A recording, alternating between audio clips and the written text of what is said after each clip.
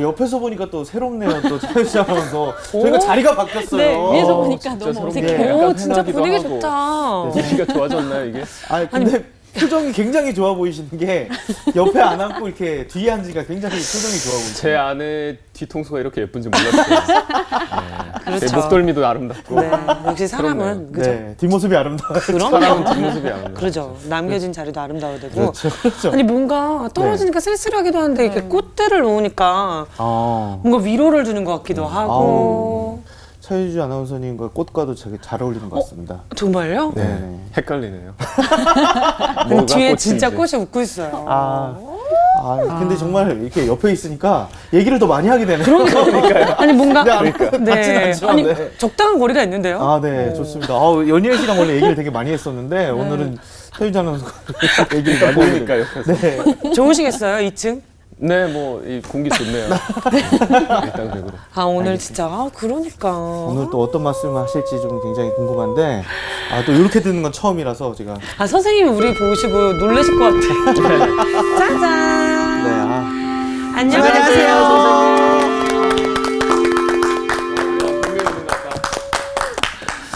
저희가 꽉 찼어요.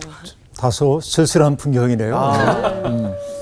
네 분이 이렇게 또 네, 옆에 학생분들이 또 많으시면 또 와 이런 게 있지만 또 아하, 저희는 더 집중할 수 있어서 어느 좀 장단점이 있는 것 같습니다. 그런 것도 있죠. 이게 여러분 이제 감염병 시대에는 우리가 이렇게 지내는 게 당연한 일인데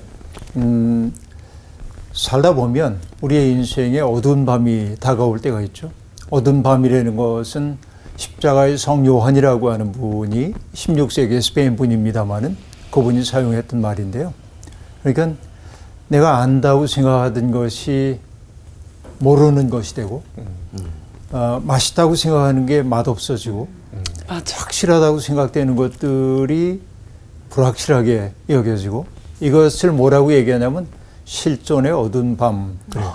살다 보면 그런 날이 찾아오는 거죠. 슬프네요. 그러니까 세상이 굉장히 의미에 가득 찬 것처럼 느껴졌는데 갑자기 허무하고 무의미한 것처럼 느껴지고 이런 날이 인생에서 찾아오는데 그 실존의 어두운 밤이야말로 우리를 더 깊은 곳으로 안내하는 마치 이상한 나라의 앨리스의 토끼가 이상한 나라로 인도하는 것처럼 우리를 그렇게 만들기도 합니다. 그러니까 오늘 이런 시대를 살면서 우울증에 빠질 것이 아니고 오히려 우리가 그동안 너무 분주하게 달려가느라고 잊고 살았던 것들 그것을 되찾고 그것을 바라보라고 하는 하나의 초대 그렇게 받아들이면 돼요.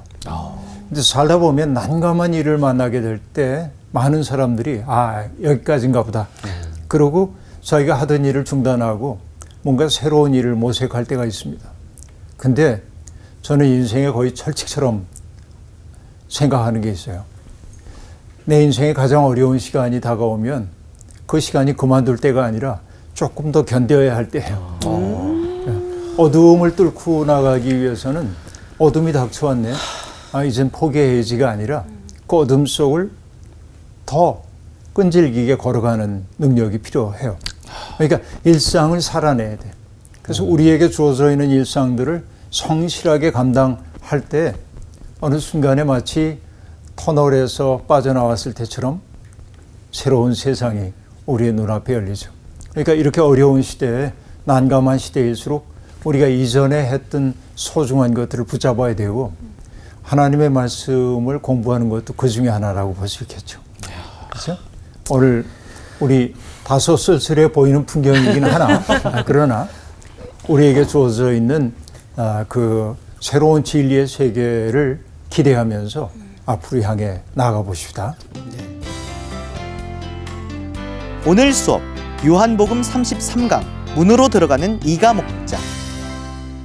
오늘 우리 공부하게 될 성경 말씀은 요한복음 9장 35절부터 10장 6절까지입니다. 오늘은 연희엘 씨부터 읽어야겠네요. 네. 예수께서 그들이 그 사람을 쫓아냈다 하는 말을 들으셨더니 그를 만나사 이르시되 내가 인자를 믿느냐 대답하여 이르되 주여 그가 누구시오니이까 내가 믿고자 하나이다. 예수께서 이르시되 내가 그를 보았거니와 지금 너와 말하는 자가 그이니라. 이르되 주여 내가 믿나이다 하고 절하는지라. 예수께서 이르시되 내가 심판하러 이 세상에 왔으니 보지 못하는 자들은 보게 하고 보는 자들은 맹인이 되게 하려 함이라 하시니 바리새인 중에 예수와 함께 있던 자들이 이 말씀을 듣고 이르되 우리도 맹인인가? 예수께서 이르시되 너희가 맹인이 되었더라면 죄가 없으려니와 본다고 하니 너희 죄가 그대로 있느니라. 내가 진실로 진실로 너희에게 이르노니 문을 통하여 양의 우리에 들어가지 아니하고 다른 데로 넘어가는 자는 절도며 강도요 문으로 들어가는 이는 양의 목자라. 문지기는 그를 위하여 문을 열고 양은 그의 음성을 듣나니 그가 자기 양의 이름을 각각 불러 인도하여 내느니라. 자기 양을 다 내놓은 후에 앞서가면 양들이 그의 음성을 아는 고로 따라오되 타인의 음성은 알지 못하는 고로 타인을 따르지 아니하고 도리어 도망하느니라. 예수께서 이 비유로 그들에게 말씀하셨으나 그들은 그가 하신 말씀이 무엇인지 알지 못하니라. 네, 고맙습니다. 우리가 요한복음 9장에서 내내 공부했던 내용은 날 때부터 앞을 보지 못하는 사람이 누구의 죄 때문에 그렇게 됐습니까? 라는 질문으로부터 시작됐죠. 그런데 예수님의 대답은 누구의 죄 때문도 아니다. 결국 하나님이 가장 기뻐하시는 일은 그가 온전하게 되는 것. 이거 우리가 할 수 있는 일이 뭘지를 생각해야 한다. 너무나 이론적으로 어떤 일들을 규정하기 위해서 누군가의 고통을 외면하는 그런 삶이 어리석다는 사실을 일깨워 주죠. 그리고 주님이 그를 고쳐 주십니다. 그럼 사람들이 와 기뻐하고 행복해하면 좋겠는데 시비를 걸죠. 누가 그랬어? 안식일에 고쳤잖아. 뭐 이런 것들. 그러니까 모든 사람들이 불행을 겪는 사람들을 보면은 동정심을 품는다고 우리는 생각을 하지만 안 그런 경우도 있습니다. 특별히 어떤 경우가 그러냐면 그릇된 종교적 확신 속에 있는 사람들이 그런 경우가 있습니다. 나의 올바름, 내가 가지고 있는 신학의 올바름에 견주어 볼 때 이건 문제가 있다라고 보는 경향이 대단히 많이 있음을 볼 수 있습니다. 그래서 예수님은 그들과 다각적인 대화를 나눠가면서 점점 그들을 어떤 인식 앞에 당도하게 만드냐면 본다고 자부하고 있는 사람들이 오히려 보지 못하는 자들이고, 그렇죠? 보지 못한다고 여겼던 사람들의 눈이 열리게 되는 이런 그 역전의 상황을 지금 보여주고 있거든요. 바로 그런 맥락에서 오늘 이야기가 계속되고 있습니다. 이 앞을 보지 못했던 사람이 앞을 보게 된 것이 바로 예수라고 하는 분 때문인데, 그렇게 해서 나는 그분이 하늘로부터 온 분임을 이제는 압니다. 이렇게 얘기했을 때 바리새파 사람들은 이 사람이 하는 말을 용납할 수가 없었기 때문에 그들이 할 수 있는 유일한 일이 있다고 한다면 뭡니까? 자기들이 가지고 있는 우월적 힘을 이용해서 쫓아내는 일이었습니다. 그래서 쫓아낸다고 하는 것은 그냥 너 나가, 아니 그런 얘기라기보다는 사실은 회당 공동체 바깥으로 내몰았다는 이야기로 보는 게 옳을 겁니다. 그죠? 그렇게 이제 봤어요. 예수님이 들으셨습니다. 그 사람이 쫓겨났다는 사실을 들으시고 예수님이 그 사람을 찾아와요. 이게 이제 오늘 본문의 시작입니다. 혹시 우리 패널들 중에 쫓겨나 본 경험이 있는 분이 있어요? 어딘가에서? 쫓겨난다는 경험은 굉장히 쓸쓸하죠. 인간에게는 기본적인 욕구 가운데 하나가 소속의 욕구인데 내가 어딘가에 소속돼 있을 때 안전함을 느낀다는 말이죠. 특별히 한국 사람들은 소속을 많이 만들어요. 개 모임도 있고 향후회도 있고 동창 모임도 있고 또 뭐가 있죠? 서클, 동호회, 셀 모임. 예, 그런 것들이 뭔가에 소속돼 있을 때 사실은 소속은 중요하죠. 그게 사회적 네트워크가 돼가지고 내가 어딘가로 떠밀려가지 않도록 해주는 든든한 것이에요. 그러니까 소속되고 싶은 욕구가 있는데 내가 쫓겨났어. 그 얘기는 소속에 대한 거절이죠. 그럼 이거 우리 속에 굉장히 상처로 남게 마련입니다. 그렇죠. 그러니까 율법이 어떤 역할을 했냐면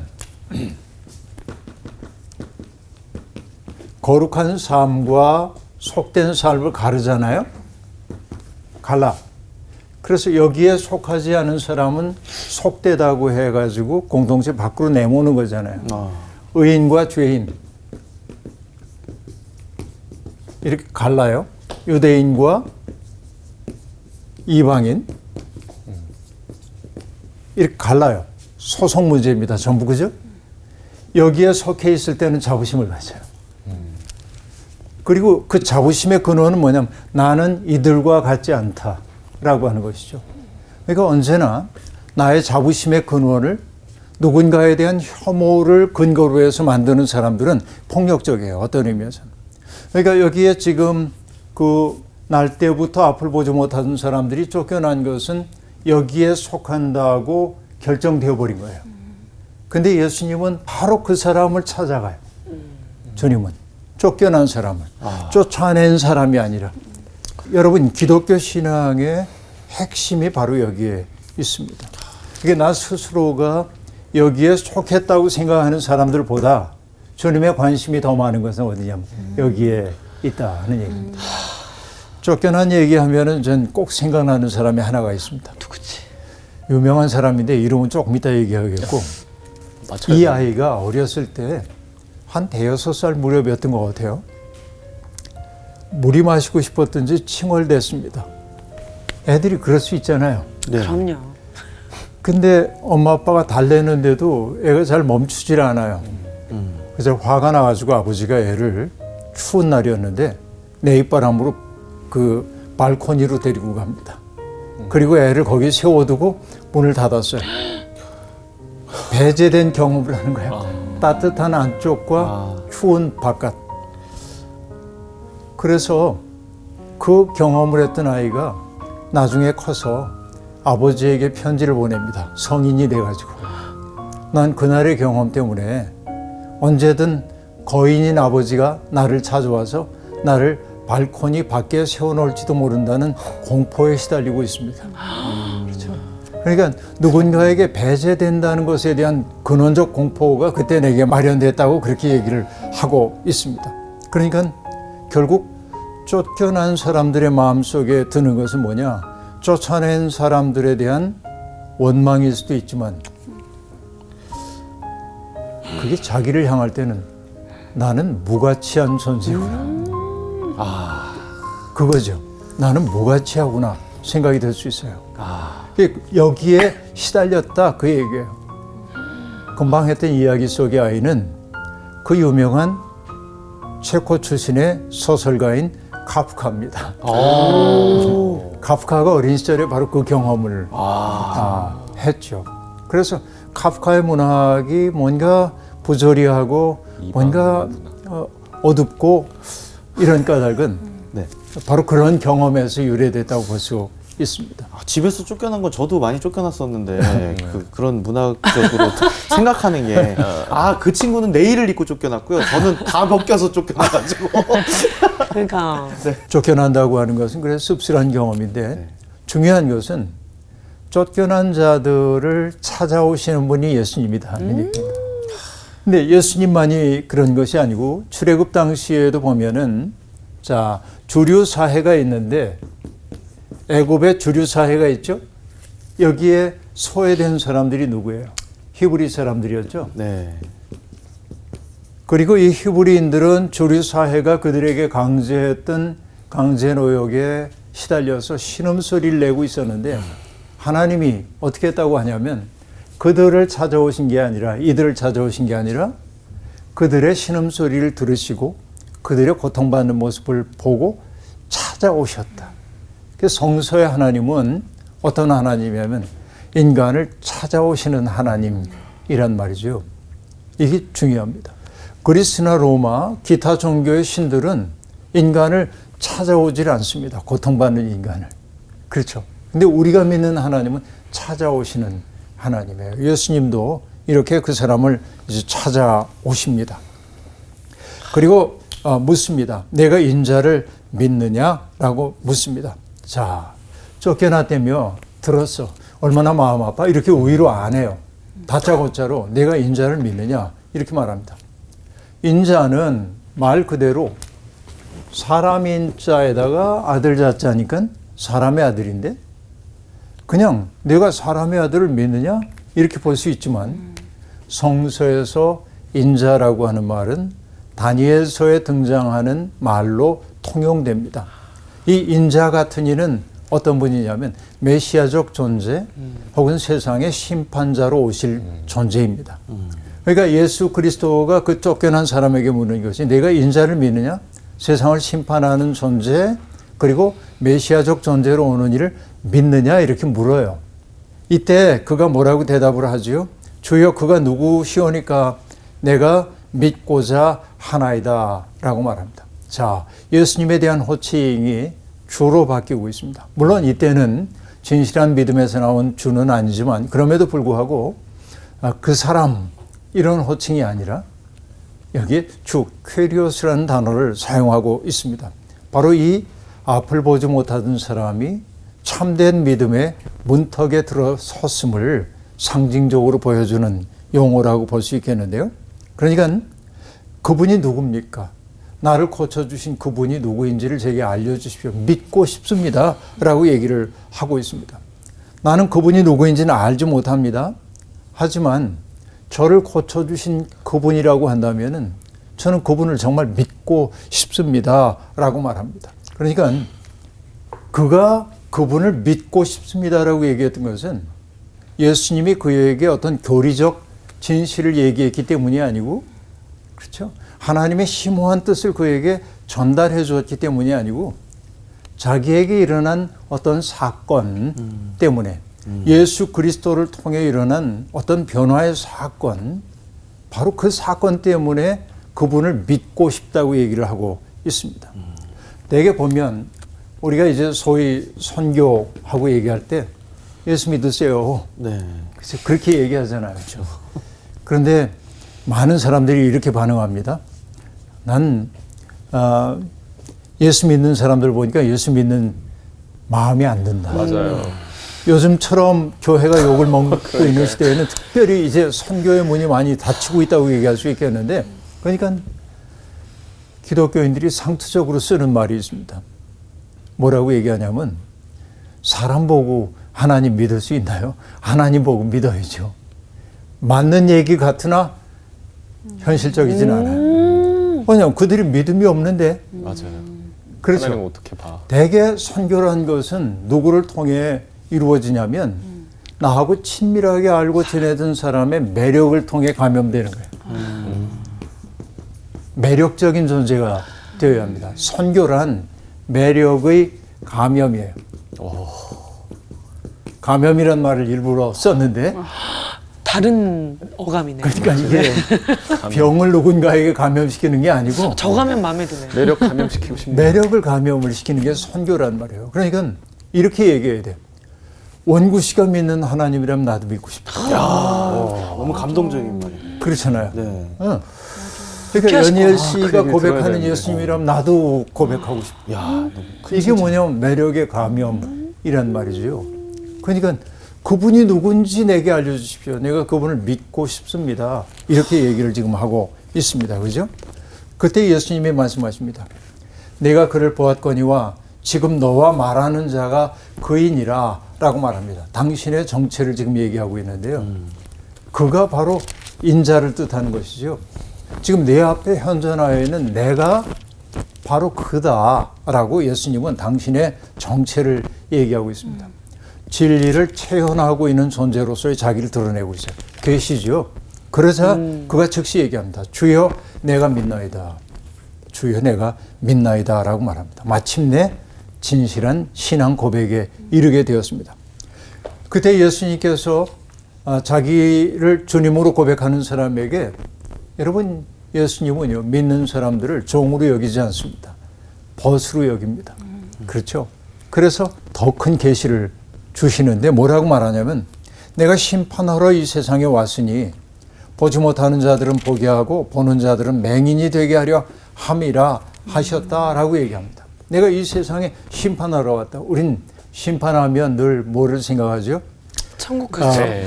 너는 지옥으로 너는 천국으로 이런 걸 심판으로 생각합니다. 근데 여기서 말하고 있는 심판은 뭔가를 드러내는 것이에요.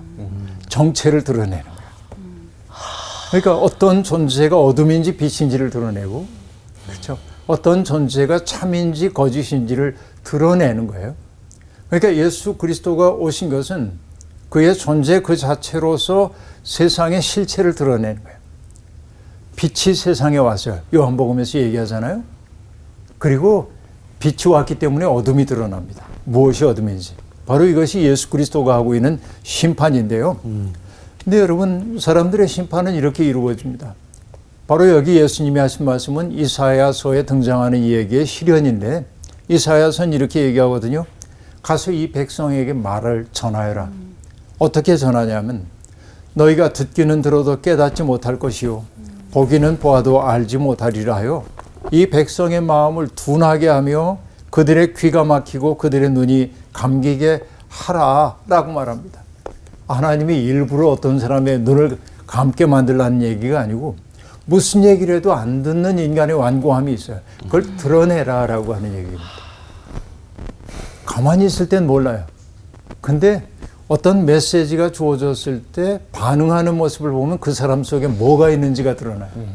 그러니까 그 사람이 앞을 보지 못하는 사람인 게 주님의 명백한 메시지가 있는데도 불구하고 볼 생각이 없어. 이게 뭐냐면 앞을 보지 못하는 사람. 심판의 임계점에 이를 때까지 돌이키지 못하는 인간의 버릇이 여기에 등장하고 있음을 볼 수 있습니다. 그렇죠? 특별히 자기 의에 사로잡힌 사람들, 나는 다 알아, 나는 확신해 라고 생각하는 사람들이 오히려 배우지 못하죠. 누군가에게 새로운 현실을 받아들일 가능성이 별로 없는 거예요. 앞을 보지 못한다 생각하는 사람, 자기의 부족함이 있다고 느끼는 사람은 오히려 보게 되고, 본다 하는 사람은 오히려 실제로는 보지 못한다는 사실을 드러내는 거예요. 예수의 존재가 바로 그것을 구별해, 이것을 심판이라고 얘기하고 있습니다. 그죠? 그 다음에 이렇게 말합니다. 바리새인 중에 예수와 함께 있던 자들이 이 말씀을 듣고 예수님이 하신 말씀 가만히 들으니까 자기들한테 하는 소리 같아요. 네. 그러니까 우리도 맹인인가? 라고 말합니다. 대답이 나옵니다. 너희가 맹인이 되었더라면 죄가 없었으려니와 본다고 하니 너희 죄가 그대로 있느니라 라고 말합니다. 차라리 자기들이 부족하다는 사실을 알아차렸더라면 참 좋을 텐데 너희가 확연하게 보고 있다고 말하니 죄가 그대로 있다. 알량한 지식이 우리의 눈을 가릴 때가 많이 있습니다. 자, 여러분, 배움이라고 하는 게 뭔가를 배운다고 할 때 배움이 어떻게 이루어지죠? 배움의 첫 단계는 뭐예요? 배움의 첫 단계는 뭐냐면 귀를 열어? 모름의 인정입니다. 그러네. 맞아. 인정을 해야지. 그러네요. 맞아요. 그렇잖아. 내가 몰라. 그래 배우는 거죠. 근데 안다 하는 사람은 안 배워요. 맞아요. 안다 하는 사람은 안 배워요. 그래서 여러분, 뭐 소크라테스가 한 얘기로 알려져 있습니다만은 너 자신을 알라라고 하는 거, 너 자신을 알라 하는 얘기처럼 그건 뭐냐면 나에 대해서 내가 제일 잘하는 것처럼 보이지만 아니야. 이게. 또 여러분, 공부를 열심히 하다 보면 뭔가 많이 알아져요. 근데 더 깊이 들어갈수록 느끼는 건 뭐냐면 내가 아는 게 요만큼밖에 안 되는 거예요. 진리의 세계도 똑같은 거예요. 하나님에 대해서 알 것 같아. 그런데 공부하면 할수록 모름이 더 많아요. 여러분, 제가 어느 학교에 잠시 머물고 있을 때 물리 선생님 한 분이 이런 얘기를 합니다. 우리나라 최고의 대학을 나온 분이죠. 그분이 이렇게 얘기해요. 목사님, 희한합니다. 제가 그 대학에 물리학과를 들어갔는데 1학년 지나고 나니까 세상이 이렇게 잘 보이더래. 2학년이 되니까요, 세상의 모든 물리적 현상을 다 설명할 수 있을 것 같더래. 그래요? 4학년이 되니까요, 모르는 게 너무 많다는 거를 비로소 알기 시작했어요. 지금은 어때요? 그랬더니 다 안 되는 거 포기하고 삽니다. 여러분, 이런 거예요. 어떻게 보면 배움이라고 하는 것은 모름의 인정으로부터 시작된다. 그래서 여러분, 진리 공부하는 사람들은 난 다 알아. 이렇게 말하는 사람 믿으면 안 돼요. 누구도 다 알 수가 없어요. 여러분, 제가 이제 목회 시작한 지 40년 됐는데요. 40년쯤 되면 다 한다고요? No. No. 아니야. 끝없이 가는 거예요. 끝없이 배우는 거예요. 이게 모름을 인정할 수밖에 없어요. 그러니까 점점 내가 아는 게 없다는 생각이 드니까 말하고 싶지 않아요. 차라리 침묵했더라면 참 좋겠다. 그 생각이 자꾸만 든단 말이에요. 그래서 여러분, 우리들 같은 목사들의 죄가 있는데 무슨 일을 해야 하는지 또 어떻게 해야 하는지 다 아는 것처럼 처신하는 버릇이 있어요. 이게 이제 문제 가운데 하나입니다. 진짜 눈먼 자가 누구인지를 생각해야 되는데요. 다음으로 가죠. 10장으로 넘어가는데요. 드디어 이제 그 예수님이 스스로를 목자로 얘기하는 대목이 등장합니다. 내가 진실로 너희에게 이르노니 문을 통하여 양의 우리에 들어가지 아니하고 다른 데로 넘어가는 자는 절도며 강도요 문으로 들어가는 이는 양의 목자라 이렇게 말하고 있는데요. 이 대목은 에스겔서 34장을 배경으로 하고 보아야 합니다. 하나님은 이스라엘 백성들을 인도하기 위해 목자들을 세우셨습니다. 정치 지도자일 수도 있고 종교 지도자일 수도 있습니다. 소위 지도자라고 하는 사람들입니다. 그들의 의무는 뭐예요? 하나님이 맡겨주신 백성들을 잘 인도해가지고 그들이 안심하며 살 수 있도록 해주는 겁니다. 그 얘기를 한마디로 말하면 뭐냐면 내 양을 먹이라입니다. 내 양을 먹이라. 목자들에게 주어져 있는 책임은 그거죠. 근데 에스겔서가 뭐라고 말합니까? 그 지도자들은 내 양을 먹이라라고 하는 주님의 명령을 어떻게 왜곡했어요? 내 양을 먹으라인 줄 알았어요. 너무 무서운데요. 그러니까 살찐 양들을 잡아먹고 고통받는 것들을 돌보지 않고 여러분 명확히 보이잖아요. 지도자들이 해야 할 일이 무엇인지. 그러나 현실 속에서 지도자연 하는 이들이 하고 있는 일이 무엇인지를 보이잖아요. 내 양을 먹이라인데 내 양을 먹으라라고 생각하고 자기를 위해 오히려 누군가를 희생시키는, 그게 정치 지도자가 되었든 종교 지도자가 되었든 똑같은 거죠. 바로 그런 사람들을 가리켜 주님은 뭐라고 말했냐면 강도요 절도라고 얘기를 하고 있단 말이에요. 그렇게 지금 얘기하고 있어요. 그러니까 문을 통하여 양의 우리에 들어가지 않고 다른 데로 넘어가는 자는 절도며 강도다라고 말합니다. 문으로 들어가는 이가 양의 목자다라고 말합니다. 자, 절도와 강도는 문이 아니라 다른 데로 넘어간다고 얘기합니다. 이거 보니까 떠오르는 게 있는데요. 그 몽골이나 티벳 같은 데 가면은 유목민들이 많잖아요. 네. 유목민들의 최고의 적은 누구일까요? 산짐들. 늑대, 다른 혹은 유목민. 눈, 표범. 동물. 근데 티벳에 있는 그 유목민들을 보니까 양들을 울타리 안에 이렇게 다 집어넣는데 눈, 표범은 얼마나 날래고 점프력이 좋은지 울타리를 넘어와가지고 양들을 다 죽이는 거야. 이게 그냥 한 마리만 몰고 가는 게 아니라 다 죽여버리는 거예요. 왜 그래? 근데 문으로 안 들어오고 넘어오잖아요. 뛰어넘어. 이런 경우처럼 보이기도 합니다. 자, 문이 아닌 다른 데로 넘어오는 게 절도요 강도라고 얘기하고 있는데, 여러분 지도자를 표방하는 사람들 가운데도 문이 아니라 담을 넘어오는 사람들이 아주 많이 있습니다. 다시 얘기하면 이렇게 얘기합니다. 나는 특별한 계시를 받았어. 하나님이 내게 특별한 계시를 주셨어. 이래서 사람들을 미혹하는 사람들이 아주 많이 있습니다. 근데 여러분, 세상에서 가장 소중한 것은 흔한 것이에요. 다 공짜로 주셨어요. 공기. 그렇죠. 여러분 돈 내고 호흡하는 거 아니잖아요. 예. 요즘은 물이 많이 오염돼서 물 사 먹기도 합니다만은 옛날에는 다 물 공짜. 그러잖아요. 네. 그냥 아무 데서나 먹을 수 있어요. 하나님은 인간에게 정말로 필요한 것은 공짜로 주셔요. 더 덜 필요한 것일수록 비싸. 그런데 다이아몬드는 아름답죠. 그러나 생존에 꼭 필요한 건 아니잖아요. 그렇죠. 우린 가격표를 바꿔놓고 삽니다. 정말 중요한 건 공기와 물 같은 것들인데 오히려 다이아몬드가 제일 중요해요. 희귀하기 때문에, 희소하기 때문에. 그런데 진리도 똑같습니다. 하나님은 인간이 살아가는 데 필요한 모든 그 계시를 이미 주셨어요, 우리에게.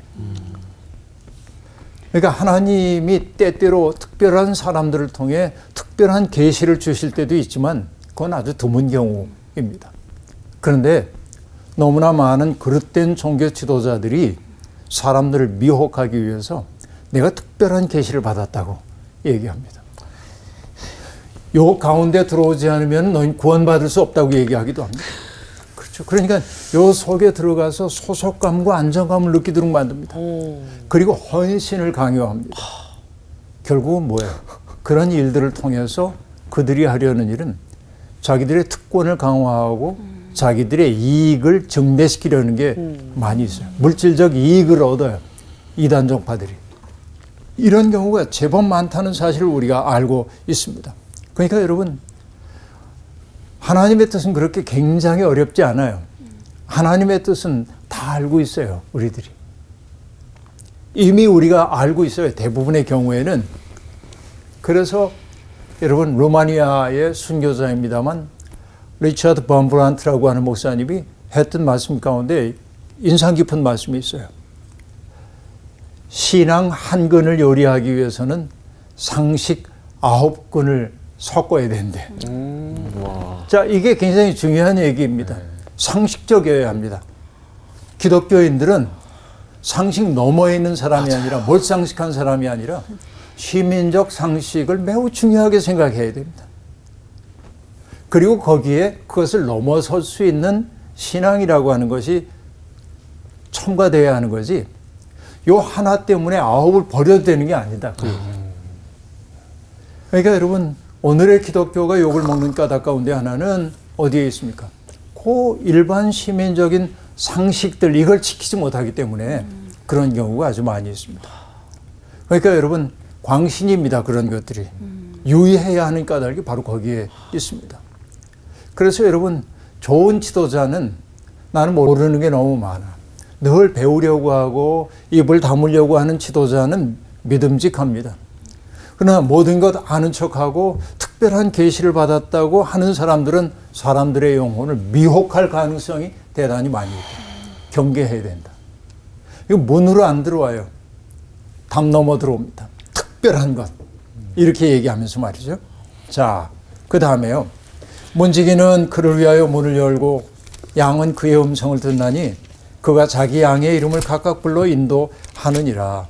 자, 유목민들의 삶은 이렇습니다. 낮에는 풀이 있는 곳으로 양떼를 이끌어가죠. 밤이 되면 여러 목자들이 우리의 양을 몰아넣어요. 집으로 다 데려올 수 없는 곳이라고 한다면 양 우리를 크게 만들어 놓고 우리 집 양, 연이엘의 양, 원구신의 양을 다 집어넣습니다. 이렇게 다 집어넣어요. 그리고 문지기를 고용하여 거기 지키게 만듭니다. 그럼 아침이 되면 문지기가 문을 열면 양들은 자기 주인의 소리를 듣고 주인을 따라갑니다.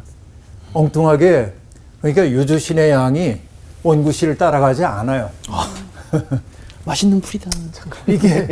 이게 이제 그 양들과 문지기의 관계이거든요. 그러니까 이 목자가 양들의 이름을 부른다고 되어 있어요. 이름을 불러요. 그러면 다 따라간다. 그러니까 어떤 그 친밀함, 이미 만들어졌던 친밀함이 그들을 바른 길로 인도한다는 거죠. 바로 예수님은 바로 목동들의 현실을 얘기하고 있습니다. 자, 자기 양을 다 내놓은 후에 앞서가면 양들이 그의 음성을 아는 거로 따라오되 타인의 음성은 듣지 못한 음성이기 때문에 따라가지 않고 오히려 그들이 부르면 도망가는 거예요. 저기 위험이 있다고 느끼는 것이죠. 그리고 여기서 볼 수 있습니다. 목자는 양보다 앞서갑니다. 그리고 양들은 그 뒤를 따라갑니다. 자, 목자는 그런 존재입니다. 공격 앞으로 그러고 후방에만 있는 게 목자가 아닙니다. 도사리고 있는 위험 앞에 맨 앞서 나가면서 양들을 보호하는 게 목자라고 얘기를 하고 있습니다. 그렇죠? 왜 그럴까요? 소중하기 때문에 그렇습니다. 서로 친밀합니다. 그렇죠? 함께 시간을 보내고 함께 어려움을 겪어냈기 때문에 그들은 서로 친밀한 애착관계를 형성하고 있습니다. 양들은 다른 목자들을 따라가면 안 됩니다. 때때로 다른 목자들은 굉장히 달콤한 말로 우리를 유혹할 때가 많이 있습니다. 마치 호메로스의 오디세이아에 나오는 그 사이렌이라고 하는 마녀. 어느 유명한 커피집에 여자 얼굴 이렇게 그리운 그게 바로 세이렌입니다. 그 오디세이아에 등장하는 세이렌인데요. 이 세이렌은 세상에서 가장 아름다운 노래를 불러요. 그런데 세이렌의 노래소리에 끌려가다 보면 그 협곡에서 큰 파도에 휩쓸려서 배가 다 파손되도록 돼 있어요. 세이렌의 섬에는 살아있는 존재가 아무것도 없습니다. 그 아름다움에 이끌려 죽는 거예요. 그러니까 세상의 유혹은 매혹적이지 않으면 유혹이 아닙니다. 달콤한 이야기에 넘어가서 영혼이 망해버린 사람들이 너무 많아요. 그러니까 예수님이 지금 얘기하고 있는 게 양들은 목자의 음성을 알아야 돼. 다른 음성이 들려올 때 거기에 따라가면 안 돼. 달콤한 소리. 여기 더 맛있는 풀이 있어. 아무리 유혹을 해도 가면 안 돼요. 그러잖아요. 근데 우리 이런 경우가 너무 많이 있는 겁니다. 자, 예수님이 이 비유로 그들에게 말씀하셨지만 그들은 그가 하신 말씀이 무엇인지 알지 못하니라. 말귀를 알아듣지 못하는 거예요. 왜? 들을 생각이 없기 때문에 그렇습니다. 깨달을 생각이 없기 때문에 그렇습니다. 아까 이사야서가 얘기했던 것처럼 듣기는 들어라, 깨닫진 말아라. 보기는 보아도 보지 못하는 거예요. 이게 바로 뭐 때문에 그래요? 배움은 모름의 인정으로부터 시작돼야 되는데 나는 아는 자라고 하는 자부심이, 나는 진리를 갖고 있다라고 하는 자부심이 그들로 하여금 새로운 것을 받아들일 수 없도록 만들고 있음을 볼 수 있습니다. 심판이란 바로 그런 것입니다. 그의 존재가 얼마나 닫혀버렸는지를 보여주고 있는 것이죠. 그러니까 요한복음 9장에서 10장으로 넘어오면서 결국은 앞을 보지 못한다는 사람이 누구인지에 대한 얘기를 하고 있는데 역전이 일어나 버리고 말았어요. 오히려 본다 하는 자들이 때때로 보지 못하고 또 사람들을 가장 잘 이끈다고 하는 사람이 절도요 강도일 수도 있다는 사실을 요한복음 9장과 10장이 지금 보여주고 있습니다. 그러므로 우리에게 분별력이 필요합니다. 분별할 수 있는 능력. 그 분별력의 기준은 싸잡아서 얘기할 수는 없지만은 그 사람이 자기의 모름을 지키며 사는가. 응? 나는 잘 몰라. 그래서 치열하게 공부하고 노력하고 하나님께 여쭤봐 이 태도인지를 보면은 참된 목자가 누구인지를 알 수 있겠다는 얘기입니다. 오늘 수업 여기서 마칠게요. 고맙습니다. 감사합니다. 감사합니다. 시간이 그냥 오늘도 굉장히 많은 이야기를 해주셨는데 엘씨 어떻게 해드릴까요? 진짜 배움이 네. 모름의 인정이라는 말이 정말, 그러니까 난 안다고 해서 내 생각이 맞다고 생각해서 항상 그냥 배울 생각 없이 그냥 내가 만난 하나님도 그냥 내가 생각했을 때 긍휼의 하나님, 사랑의 하나님이라고 생각했지 또 막 심판의 하나님 이렇게까지는 이렇게 생각 많이 안 했던 것 같은데 그냥 두렵고 떨리는 그런 하나님도 내가 배움으로써 인정을 해야겠다라는 것을 좀 생각하게 됐어요. 좀 편하려고 하는 마음이 좀 있었던 것 같아요. 근데 우리 크리스천들이 언제 믿음이 성장하냐면 죄인됨을 인정할 때 먼저 성장을 하잖아요. 그것처럼 배움도 모름의 인정으로 되는 것 같습니다. 그래서 오늘 마지막 떨어져 멘트는 있으니까 더 잘하시는 것 같아요. 네, 지금 더 잘 들리네요. 오늘 네, 그럼 정리를 마무리 딱. 멘트는 뭐예요? 여러분 성서학당에서 배우고 싶으세요? 모름을 인정하세요. 어떻게 도전적인데요? 예, 도전적으로 한번 가보도록 자, 여러분 성서학당에서 많이 배우고 싶으세요? 모름을 인정하세요. 나는 저도 그래서 기대됩니다. 네. 매력을 뿜어내. 이번 주 퀴즈입니다. 다음 중 세리가 아닌 사람은 누구일까요? 1번 마태, 2번 삭개오, 3번 시몬. 정답을 아시는 분은 CBS 성서학당 홈페이지에 정답을 올려주시거나 우편으로 보내주시면 됩니다. 선정되신 분들에게는 대한성서공회에서 발행한 성경 통독을 위한 최고의 저서 성경 2.0, 세상을 바꾸는 복음 매거진 크리스채너티 투데이 1년 정기 구독권, 성서학당 선생님들의 저서 중 하나를 드립니다.